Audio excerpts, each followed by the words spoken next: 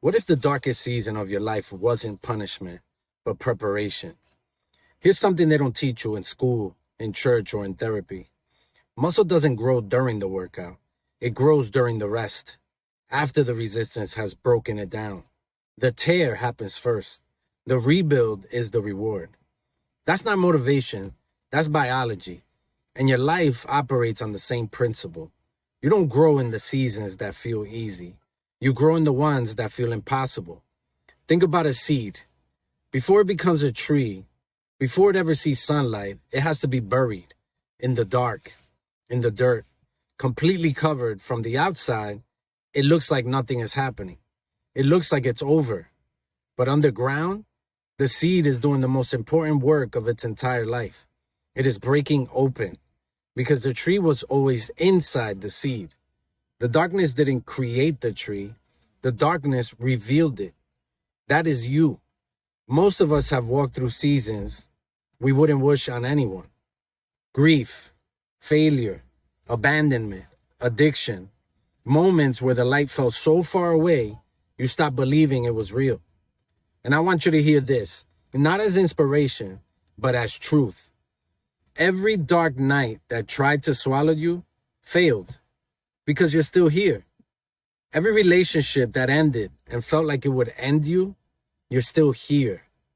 Every version of yourself you had to bury to survive, you are still here. And that means the darkness worked. It did exactly what resistance is supposed to do. It built you. Hey, it's Visionati from Live Your Vision, and today is Frat Friday.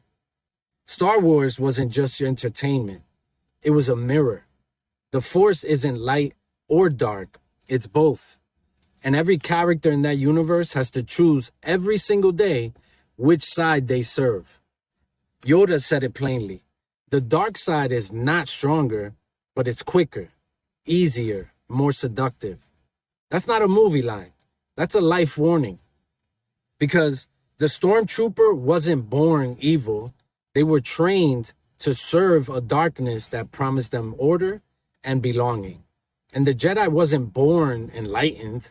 They were forged through training, through discipline, through confronting the darkness within themselves and choosing not to be consumed by it. The empire inside you is no different. Your light requires discipline every single day. And like Obi-Wan said, in my experience, there's no such thing as luck. You weren't lucky to survive your dark season. You were built by it. Here's where love parts ways with everything society taught you about love, LOVE.